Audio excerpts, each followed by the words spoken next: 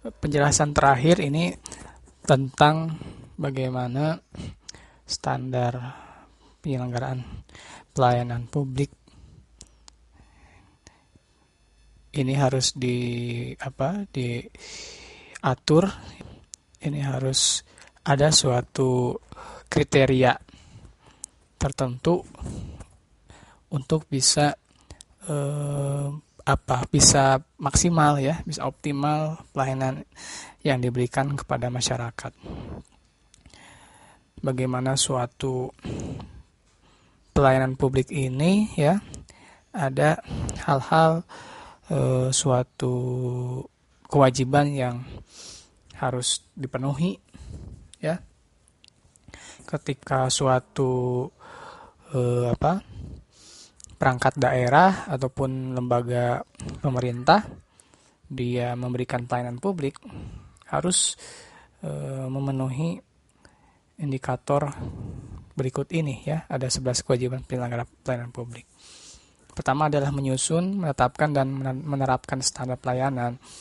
Ya, ada suatu aturan ya yang tertulis yang menjadi bagaimana standar pelayanan yang dilakukan oleh suatu perangkat daerah ataupun lembaga pemerintahan di suatu lingkungan.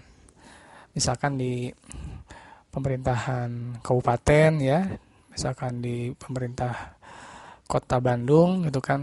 Jadi standar pelayanannya harus ada gitu, bagaimana hal yang harus dilakukan aparatur. Kemudian kedua adalah menyusun, menetapkan, mempublikasikan maklumat pelayanan. Jadi masyarakat juga harus tahu ketika dia ingin mengurus layanan berbentuk jasa ya, misalkan dia ingin berobat ke rumah sakit, harus ada suatu maklumat ataupun pedoman ya, petunjuk hal yang bisa dia dapatkan ya, atau prosedur yang dia lakukan ketika dia ingin berobat ke rumah sakit umum daerah misalkan. Dan itu harus dipublikasikan ya. Masyarakat harus tahu bagaimana standar pelayanan di suatu lembaga pemerintahan, sehingga ini bisa menjadi acuan ya, pedoman rakyat bisa mengetahui hal-hal yang akan dia dapatkan dari pelayanan publik suatu lembaga pemerintahan. Kemudian memberikan jaminan kepastian hukum ya, jelas bagaimana tugasnya suatu perangkat daerah atau lembaga pemerintahan, dia berjalan, dia menyelenggarakan pemerintahan berdasarkan mengacu kepada peraturan perundang-undangan, sehingga pasti jaminan hukumnya sangat dilindungi.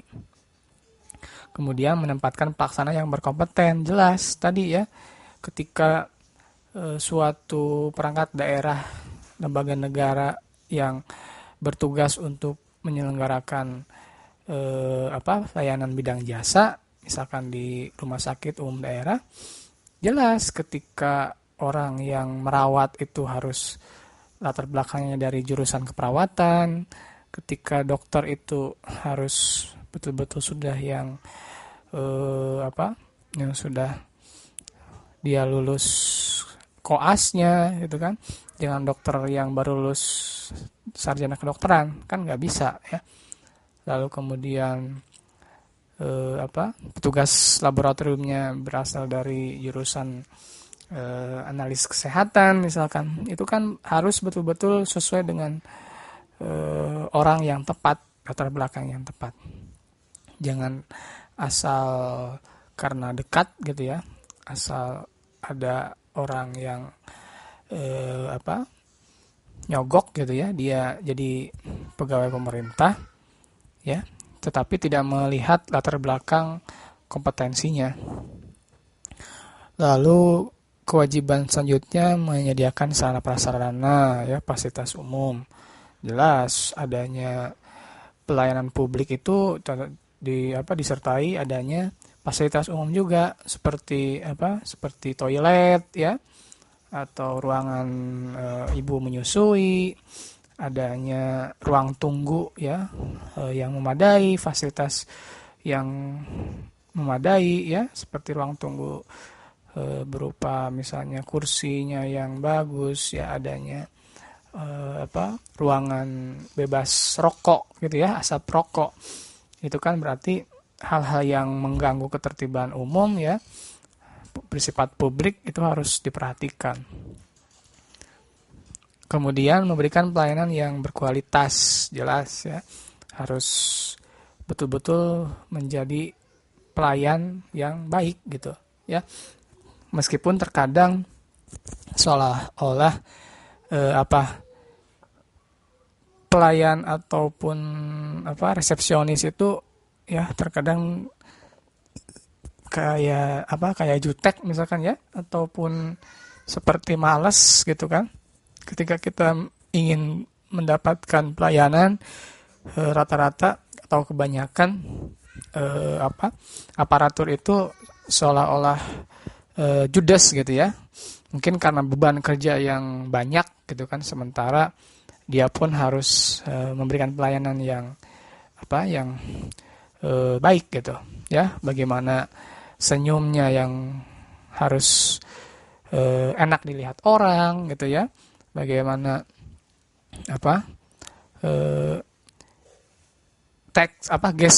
gestur tubuhnya jangan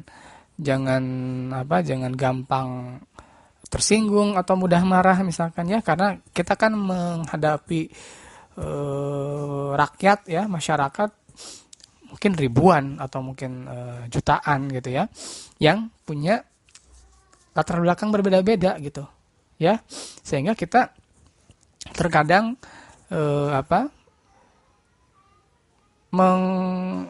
merespon orang itu akan berbeda-beda juga gitu ya. Ada orang yang bisa menerima penjelasan kita gitu ya. Mungkin ada orang yang merasa dia pejabat gitu ya, punya kekuasaan, dia ingin didahulukan gitu ya. Kita juga harus profesional gitu.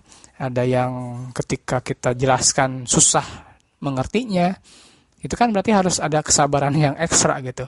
Kalau kita bekerja di sektor pelayanan publik ya, termasuk guru. Ketika nanti menjadi guru PNS, kita harus betul-betul bisa mendedikasikan diri kita untuk melayani masyarakat sebagai guru itu ya. Bagaimana menghadapi murid yang beragam, bagaimana menghadapi orang tuanya, bagaimana menghadapi sesama teman sebaya gitu ya, kolega sesama guru, ataupun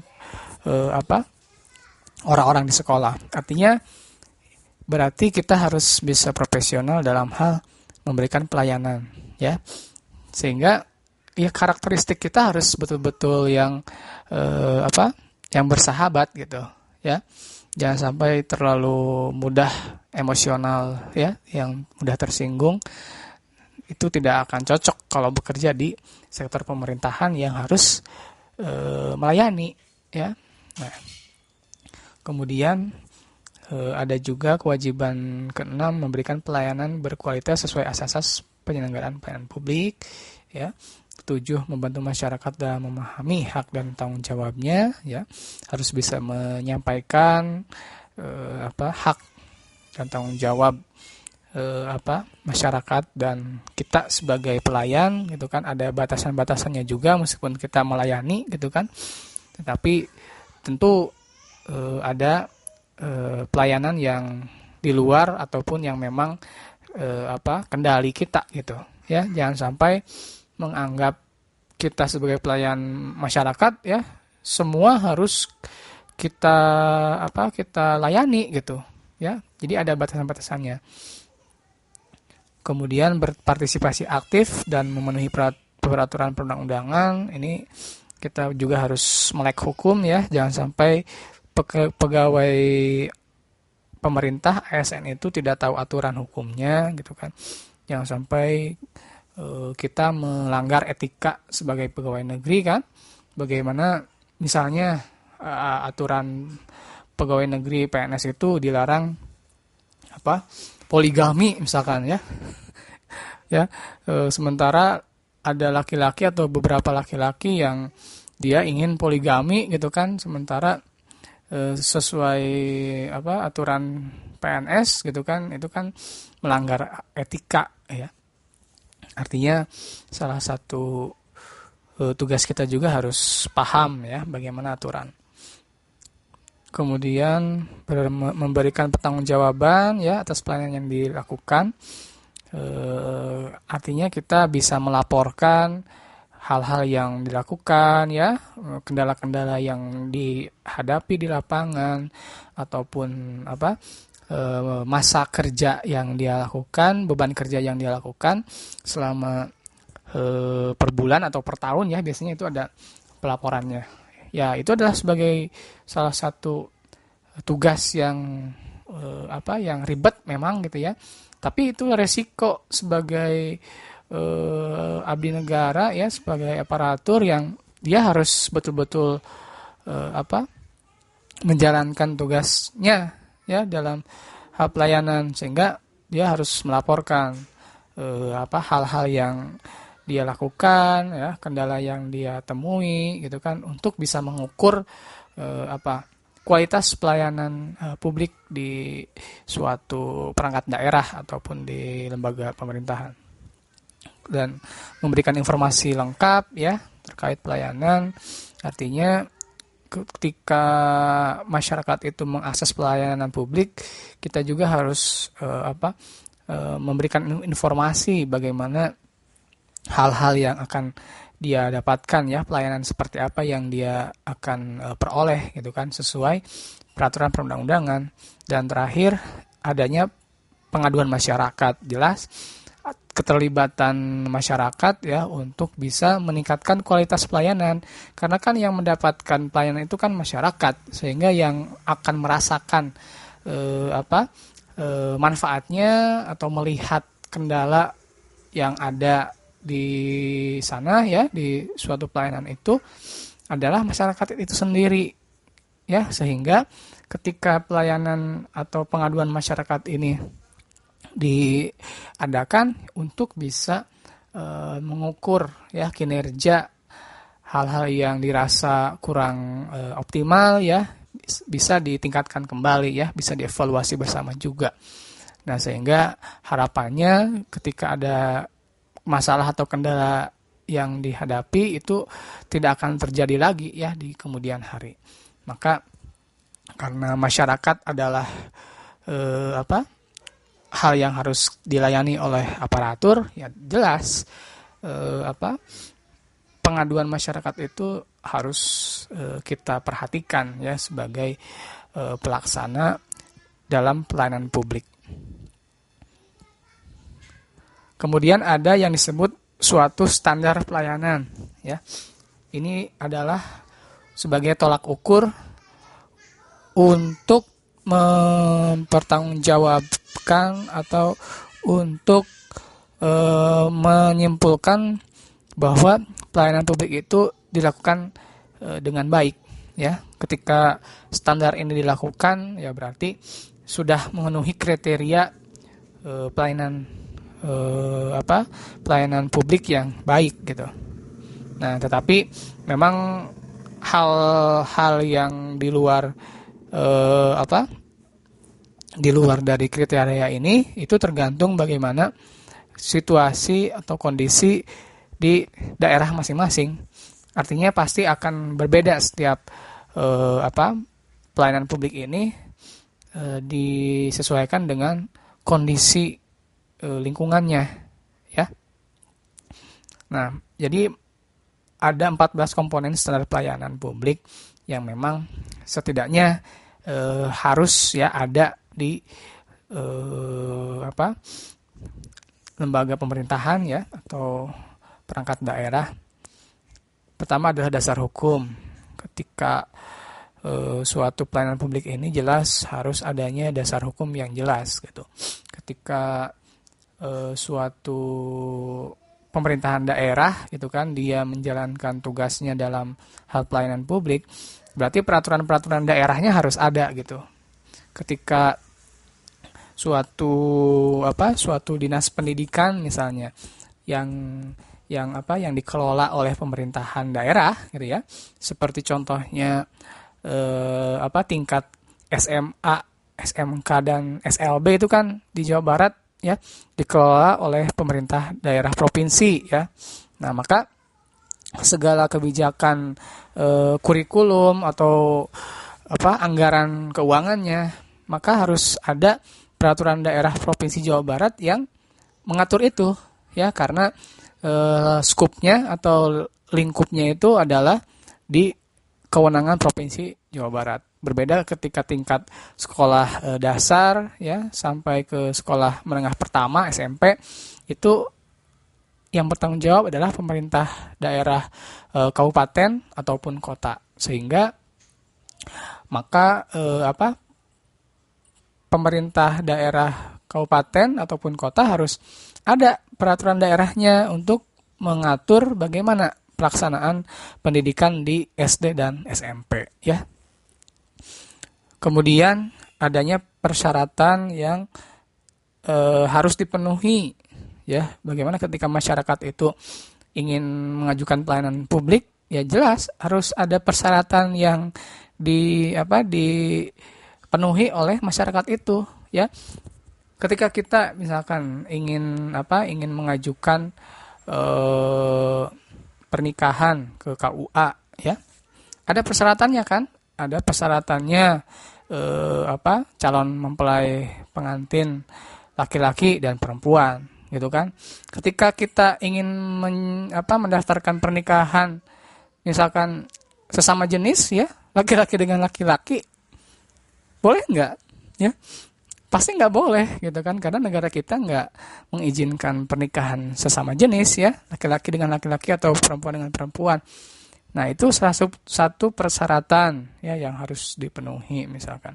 Kemudian ketika kita ingin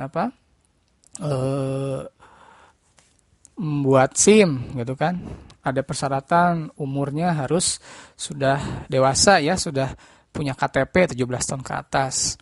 Ya, berarti ketika ada anak SD datang ke Polres mau bikin SIM gitu kan, pasti akan ditolak, akan disuruh pulang karena anak SD nggak bisa ya persyaratan untuk mendapatkan atau membuat SIM itu. Nah, banyak persyaratan-persyaratan lainnya. Kemudian adanya sistem, mekanisme, dan prosedur.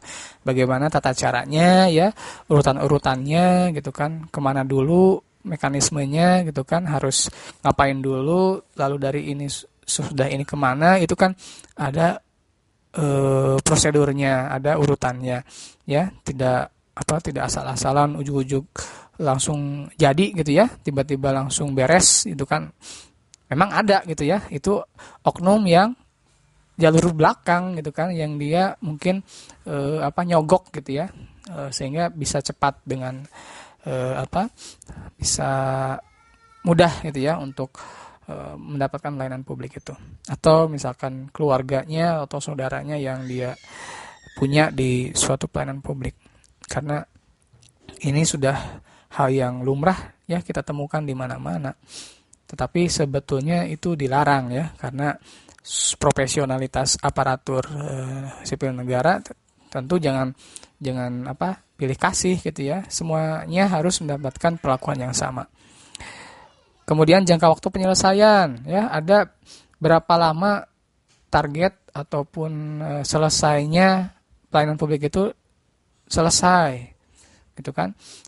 Harus jelas gitu. Jangan sampai pemerintah itu seenaknya gitu kan, sekehendak dia gitu kan untuk menyelesaikan pekerjaannya. Ada batas waktu, tenggat waktu yang menjadi target selesainya atau mendapatkan pelayanan publik itu ya. Ketika kita mengurus akte lahir gitu kan, ada batas waktu berapa minggu kita selesai untuk mendapatkan akta lahir, ya. Nah, itu kan berarti ada jangka waktu yang ditetapkan agar masyarakat tahu gitu ya, dan mendapatkan jaminan memang pelayanan yang dia ingin dapatkan harus bisa bisa terwujud gitu ya, secepat mungkin. Nah, karena kan pasti setiap daerah berbeda-beda ya, bagaimana kondisi geografisnya, bagaimana kondisi lingkungannya, pasti akan berbeda. Itu disesuaikan dengan berbagai faktor. Dan komponen kelima adanya biaya atau tarif. Ketika memang dikenakan tarif, jelas harus jelas ya. Karena kalau tidak jelas, banyak oknum yang bisa mempermainkan itu ya. Oknum-oknum yang dia manfaatkan gitu kan. Ketika menawarkan tarif atau biaya yang tidak sesuai dengan aturan, berarti kan adanya pungutan liar atau pungli ya. Nah, itu kita sebagai masyarakat harus sadar ketika ada biaya-biaya yang tidak sesuai dengan aturan, kita jangan mau untuk mengikuti atau menuruti itu ya, karena itu di luar dari aturan ya. Seperti misalkan kayak bayar-bayar jasa gitu ya, adanya orang-orang oknum yang menawarkan jasa ya, adanya pungutan liar gitu kan, seperti bantuan sosial, bansos gitu ya, di beberapa daerah yang harusnya dapat 300.000 gitu kan, tetapi dia potong 100.000 katanya untuk uang capeknya ya, uang lelahnya RT RW itu kan tidak ada aturannya dalam peraturan ya.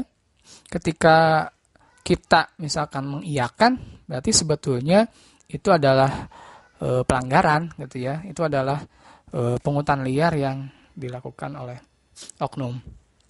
Kemudian yang keenam, adanya produk pelayanan yang didapatkan ya, jelas adanya hasil yang diperoleh ketika kita ingin mengajukan suatu pelayanan publik.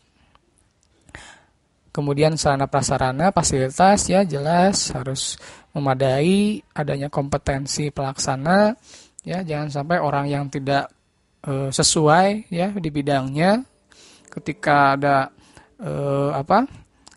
perawat yang dia bukan dari lulusan perawat ya, kalau mau menyuntik orang ya, bisa yang nggak bisa menyuntik gitu ya, salah suntik, nanti yang ada lebih fatal gitu ya, bagaimana dampaknya.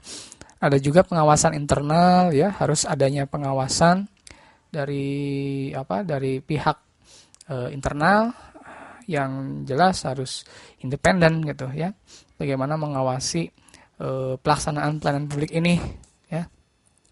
Kemudian penanganan pengaduan, saran dan masukan ya, tadi disebutkan adanya pengaduan masyarakat.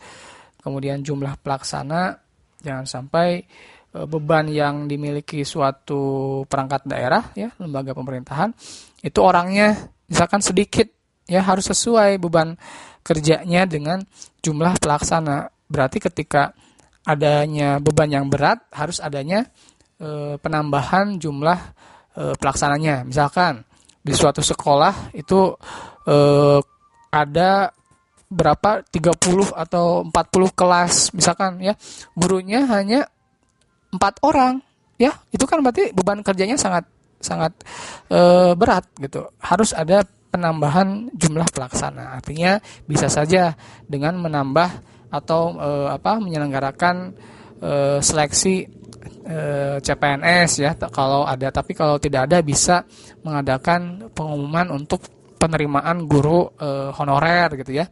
Nah, itu berarti kan kebijakan di internal.